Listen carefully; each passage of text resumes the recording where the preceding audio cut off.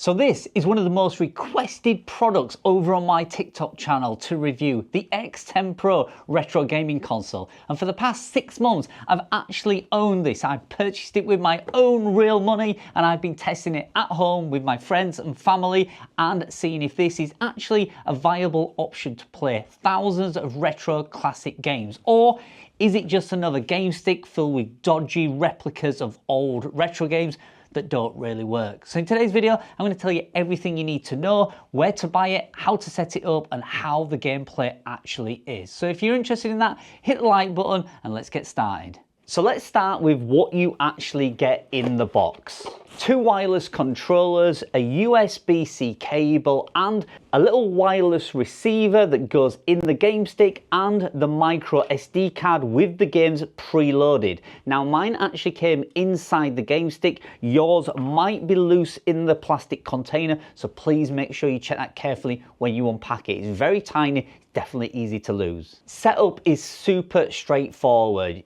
Plug the HDMI game stick using the cable in the back of your TV. You also get a power cable as well. Now that is what's going to provide the power to the game stick, and you can plug that into your TV USB socket to provide the power, or you could plug it into the mains if you have a plug adapter, or even power it using a wireless power bank. I've done that before when I've been out camping. We've taken this away with us on a little screen, powered it with a USB power bank, and we played this in our tent when we was camping, so it can literally be taken anywhere. So once you've installed all the wires and plugged it in, it boots up in a matter of seconds, and you can see you'll be confronted with a menu system that looks very clean and very simple to use. Now the menu isn't for everybody. It works absolutely fine. The only issue I found with it is the built-in keyboard search feature. Once you select a console, it will search and find the game when you type the name of the game, but if you come to search for the second game, you have to press the reset button, otherwise it says there is 0 games there when there actually is probably hundreds of games. Now that's nothing disastrous, but don't expect PlayStation 5 or PC level controls when you're searching for the game. The menu system does have a very Android feel to it.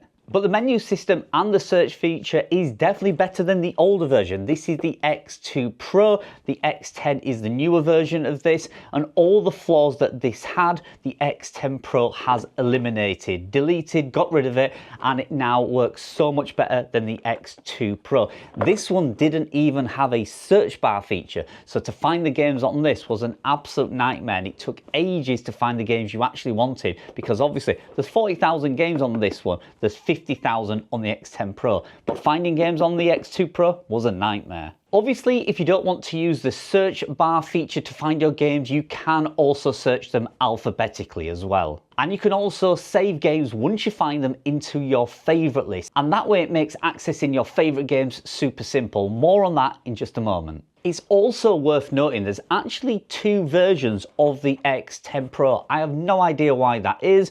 Maybe it's made by a different company, I'm not sure. But when you come to purchase this, it offers you 2 options in the checkout. One is called the base version, and that is one that looks like this. You get this menu screen layout and you get this style of controller. The other version is called a replica version, and the D button on the left hand side here, in this case, is a cross key cursor. On the replica, it is kind of a circle pad. Now that is interchangeable. You can take that pad on and off.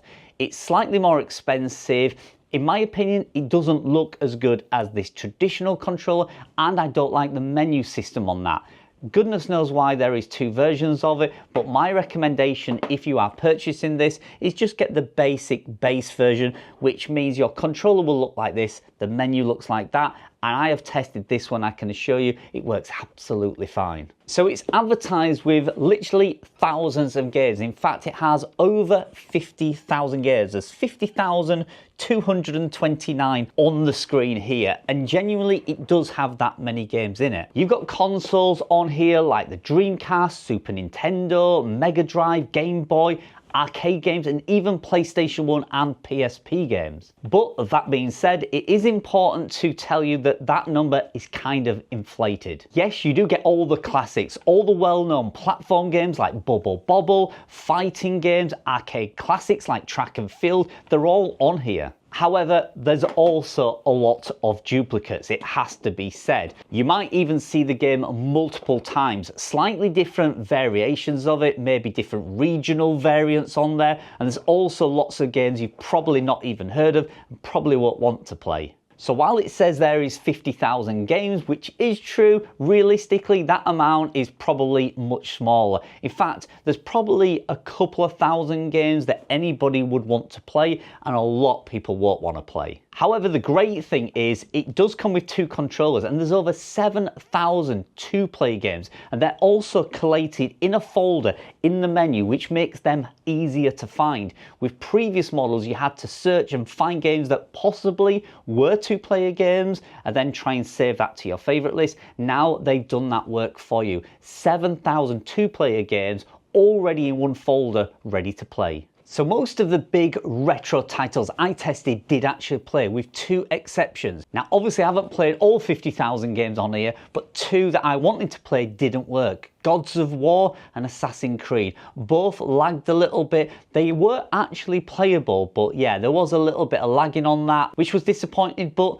to be expected, to be fair, on a console of this price. So how does it actually play? So on the majority of the consoles like Super Nintendo and the Mega Drive, the performance is genuinely decent. The games are playable, they feel responsive enough to play, fighting games work good. I didn't notice a massive slowdown, even on some of the big names like Soul Calibur, which plays really good and is the full versions of the games. And if you're just playing some casual games on the sofa with your friends, having a bit of nostalgia time, then you're probably not going to be bothered about the odd game that does lag. But if you grew up with the original consoles and you're expecting that instant response, then you might notice quite a bit of dropout compared to some of the original consoles. It's not awful by any means at all, it's just not perfect. So if your main goal with this is a little bit of PSP nostalgia, a bit of classic 8-bit console gaming, then you're not going to be disappointed. One thing also worth mentioning, there are a few games on here in foreign languages. As mentioned previously, there are a few variants of each game, so you need to go through those variants to find the game that maybe has the menu in English. I did find a few of the games on here in foreign languages. The menus might be in German or Russian. Once you navigate past that, the gameplay was still actually playable. There's a racing game, Ridge Racer. Again, the menu was in a foreign language. Once I got through that, obviously it didn't affect the racing game itself, but it's something to bear in mind. Now, one question I always get asked about the X10PRO Retro Game Stick: can you save your game progress on here? And can you actually build a favorite list, a folder with all your favorite games? And the answer to that is yes to both of those questions. You can save your gameplay and you can also create your own favorite list. To make your own favorite list, it's super simple. The favorite list is already allocated in the menu for you, but there'll be 0 games in it once you first set it up. What you need to do is navigate through the games, find the games that you really want to play, then simply press the Y button on your controller for 5 seconds and it will save that game into your favorite list. Now you can add hundreds of games to that favorite list. I think I've got around 400 already saved in mine, and I'm adding more each day. So super simple, press and hold Y button for 5 seconds and a notification will pop up at the top of the screen saying saved to folder. And to save your gameplay, all you need to do is press select and Y together at the point in the game that you want to save. It's worth noting that some of the games may save differently. Majority of them will save by pressing select and Y together at that point in the game. I also found that some of them use the R2 button to save the gameplay. So if that button is not needed for that game, then that button might be the one that saves your gameplay. On average, you can save around 5 slots per game. There's allocated slots per game to save your gameplay, and on average I found 5 available. I did find the odd game that had no functionality at all to save the gameplay, depends on the game itself, but the majority seem to have 5 slots. So you can save your timestamps in those slots and re-enter that game at those points at any time that you would like when you load it up at the beginning. Now let's talk about the controllers. They are lightweight, they are plastic, not terrible, but they are a budget feeling controller. The buttons do feel a little bit plasticky and the D-pad is not ultra responsive. For platform games like Mario and Sonic, it's absolutely fine. But for all those fighting action games like Tekken, you might find it a little bit laggy in response. It's not ideal, but they do work. And as I say, if you're treating this as a little bit of nostalgia, a bit of family fun time, you're not going to be disappointed with them. They are actually pretty good. For instance, Mario Kart drifting around the corners used to be horrendous using the X2 Pro. With this one, it does actually work. You can actually keep Mario Kart in the middle of the road, which you couldn't with the X2 Pro, the older game stick. I also found as well the wireless range on it is pretty decent. Don't forget that you do need to install the Wi-Fi dongle in the end of the game stick to connect your controllers via Bluetooth. That does come in the box, but it is easy to miss. It's usually hidden in the packaging somewhere, so make sure the Wi-Fi dongle is in the end of the game stick, and then to activate the controls, all you do is press the menu button and they will light up, the screen will brighten, and that will actually kickstart the game. So remember to do that, add the dongle to the game stick, press menu to brighten up the screen and activate the controllers. Now the Wi-Fi distance was pretty good. I usually play this at home around 6 to 8 foot away from my TV and it's absolutely perfect. I have tried it in the biggest room that I have, my living room, which was 20 feet away, and again it worked absolutely no problem at all. I've never had any problem with the Wi-Fi on this. The only time you will get a problem is if you hide that game stick behind the TV monitor. Maybe if your TV monitor is mounted and you're hiding this behind there, it may block the signal. So make sure you have an extension cable and have this in front of the TV or certainly visible so the controllers can easily connect to the game stick and there's no interference in that signal. I have also been told by viewers on some of my videos that you can use your own Bluetooth controller with this. There is a setting in the submenu to activate Bluetooth for controllers. It's not something I've actually done or tested. I have warned people about the menu, I'll talk about that in just a second, not to mess with it because you can actually wipe that menu clean without realizing, and then it's very difficult to get that back on. But apparently you can use Bluetooth controllers. So let me know in the comments, have you tried that? Have you connected one? Does it work? I'd be interested to know. It is something that I will test in future videos. One thing worth mentioning as well is after playing this for a good few hours, the game stick itself didn't overheat.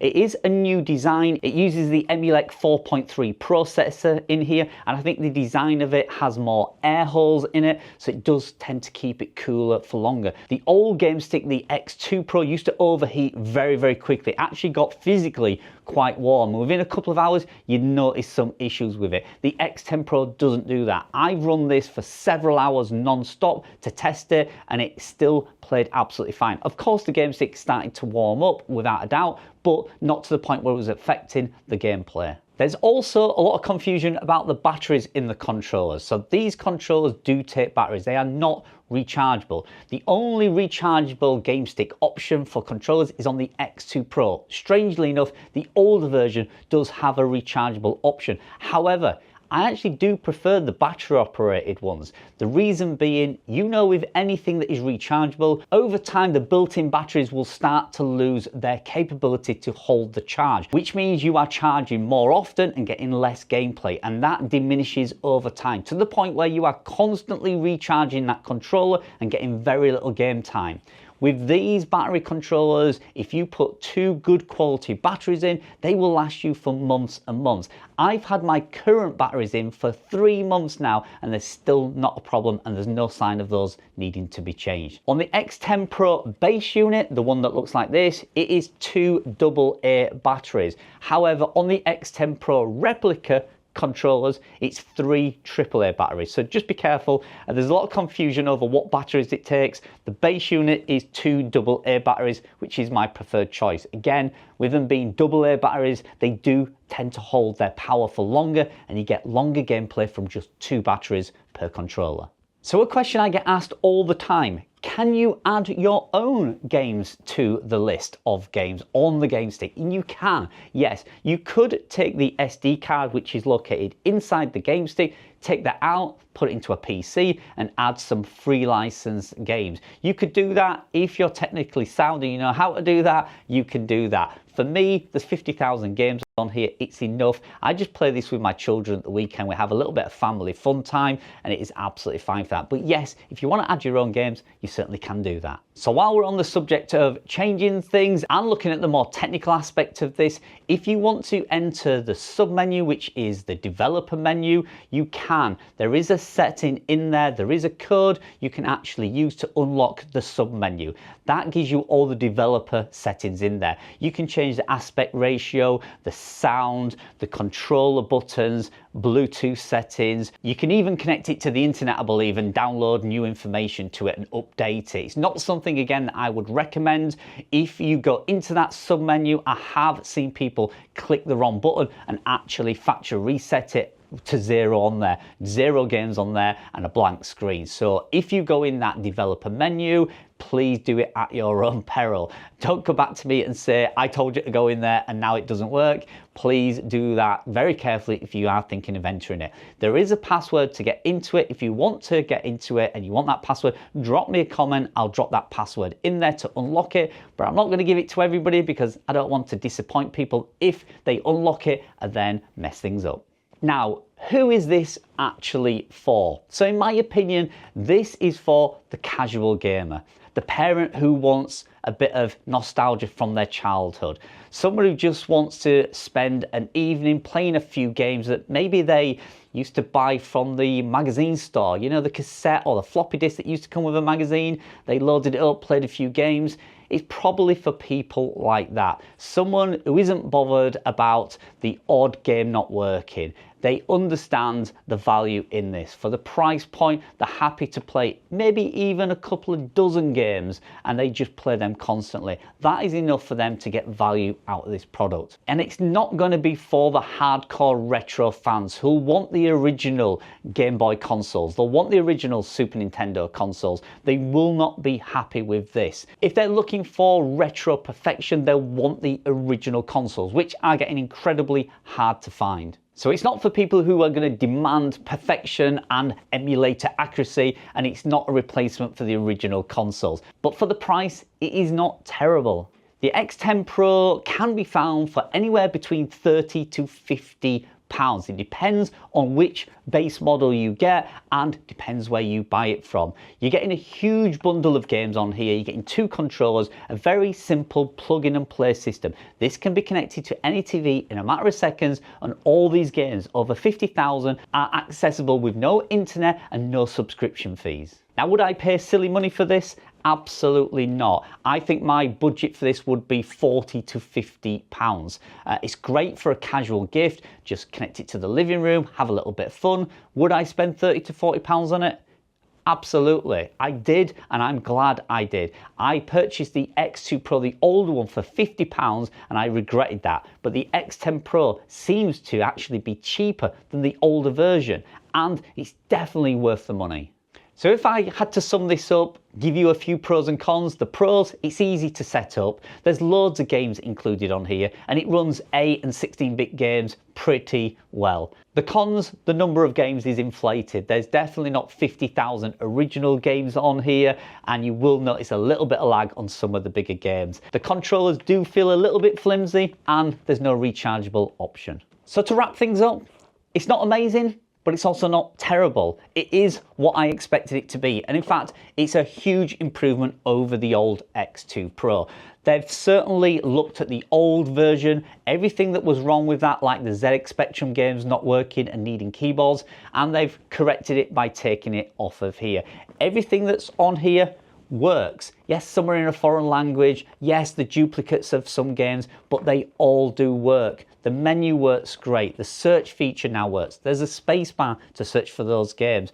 2 controllers that have been upgraded, and a lot of improvements over the older model. So if you want to get one of these, the cheapest place, believe it or not, was TikTok Shop. I cannot find this anywhere. I've checked on Amazon and it's overpriced. I've checked online, done all the searches. The best place I found this was a shop on TikTok called Rarity. Now, it had a 4.3 star rating out of 5. They sold tens of thousands of these and got a really good reputation on there. It also came with a free return policy as well. So I kind of got this for around 15 days, I believe it was, to try it. And if I liked it, I could keep it. If not, within 15 days, I could send it back and get my money. So it's kind of risk-free. And the checkout was super simple on TikTok Shop. So if you want to check it out, I will leave a link to my TikTok page where I've reviewed this in detail. I've even live streamed with this over on TikTok to prove that everything on here does work. So if you want to check that out, that link will be in the description. So if you've got any questions about this or anything else you've seen on some of my videos, please drop me a comment. I do my best to answer every single comment that you leave. And if you enjoyed this video, give it a thumbs up and I'll see you in the next one.